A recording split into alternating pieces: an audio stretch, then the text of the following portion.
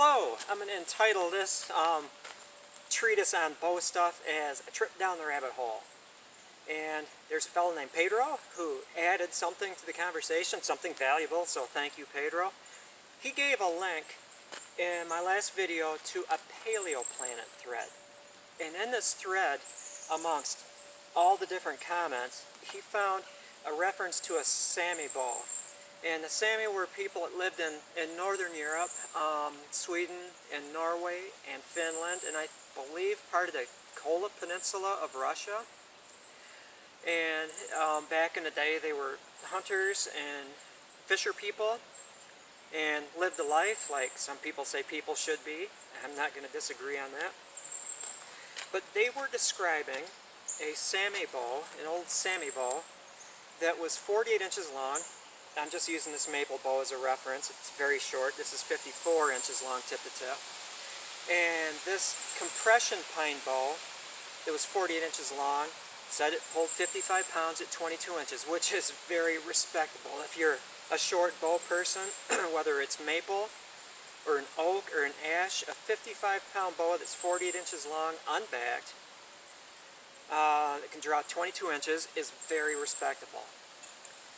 And lest I make certain claims that people start going after, I'd like to also add that, like, there really aren't any rules. They could be sinew bagged or cable bagged.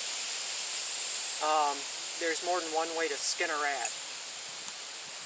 Now this bow broke, and the fellow who owned the bow apparently was kind of upset. He said what they would do is to keep it from being brittle would be to introduce fish oil into it. And I can't say whether or not you just put the tip in like a kettle of fish oil and let it absorb, and then do this and let it absorb, or they rubbed it in. However, it was fish oil that kept it limber. This reminds me of an Odawa elder that came here, and his sister, and one of my employees' sons.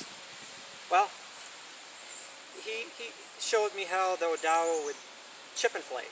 As he said, Indians don't flint nap, they chip and flake, and he took a piece of stone, didn't look too spectacular, and a hammer stone, and just with that hammer stone and that rock made a decent workable arrowhead.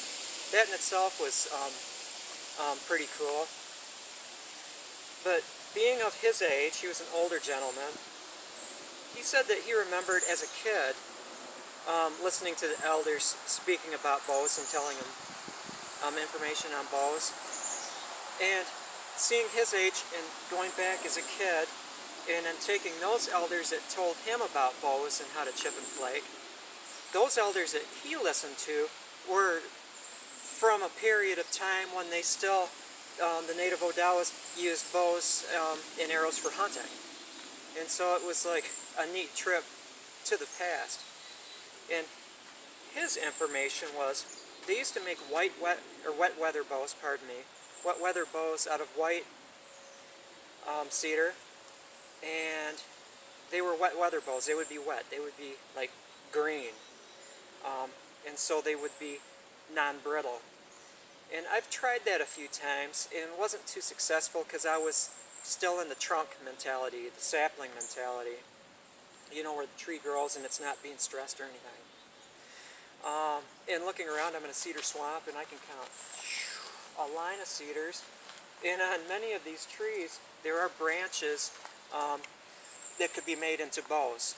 Cedar isn't like spruce in a way that you always have branches that are just riddled with little branches. A lot of cedars will have a clean section that goes on for a long distance, and some of these branches are really long.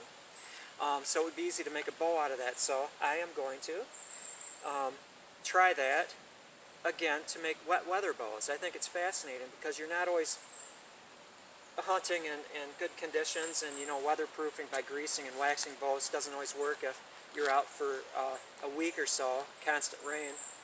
And so that's tantalizing. And it goes along with the Sami bow that used fish oil to keep it limber. And I have noticed that with the coniferous bows that I've made, they don't take a lot of set, and then they've crumpled. And again, I've used saplings to try this. Now there's some terms that are being bandied around. Compression wood is one, compression pine. And it's interesting to note, if you go through different websites and forums, you'll find that people that are researching this, and again, it's nothing new. I am not like creating knowledge from my mind. This is just old stuff that we're trying to dig up and resurrect.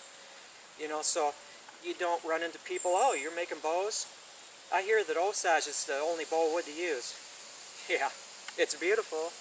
Nothing against Osage people. Osage is a beautiful bow wood, but it's definitely not the only kind of wood to use. And so we're trying to expand like our knowledge of bows and the ancient arts, and try to like keep the history, you know, of our civilizations alive, whether or not your roots are in South America or North America, you know, or Eastern Europe or Western Europe or Asia. You know, we all had that commonality. That we were tribal and we used weapons that didn't use gunpowder. Where was I going with this? Okay, compression wood. They know everything. They know what the weather's going to be like. They're the Illuminati, whatever. Compression wood is wood that's, you know, being stressed while it's growing. Whether or not it's a tree trunk that's in high wind conditions, so the side facing the wind is under tension and the side facing away from the wind is under compression, so that wood will adjust as it's growing to meet those demands, creating on the back side of the windy conditions on that leaning trunk stronger in compression, on this side stronger in tension. So it's through environment creating, you know, a kind of wood that's good for a certain purpose. It could be from a branch, you know. This branch is hanging on the bottom side. It's being compressed and it's surviving. It's not going and wilting away. It's developed a resistance to compression on this side and a resistance to tension on this side. You know, conceivably on the bottom side, you take that wood, who the lignin has developed its resistant to compression, it would make a beautiful sinew-backed bow. However, that may not be necessary because that wood is denser. Even though it's just under compression, it's probably also stronger in tension because it's tougher wood. The top side of the branches, you know, under tension, that's what I'm concentrating on. I'm not necessarily getting into sinew-back bows. Compression wood is probably strong. In fact, some people think that the bows, possibly the Scotch pine bows from the Ice Age, weren't made from heartwood. They were made from compression wood, the sapwood that was under tension. That could be confusing. It would share some similarities and strengths. But anyway, another trip down the rabbit hole. And what's it all about? Learning about bows, learning about the history of bows, learning about the mechanics of wood.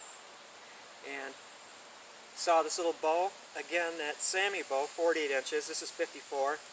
He said pulling 55 pounds at 22 inches, which is good. So it would be comparable to this, except shorter and more stressed.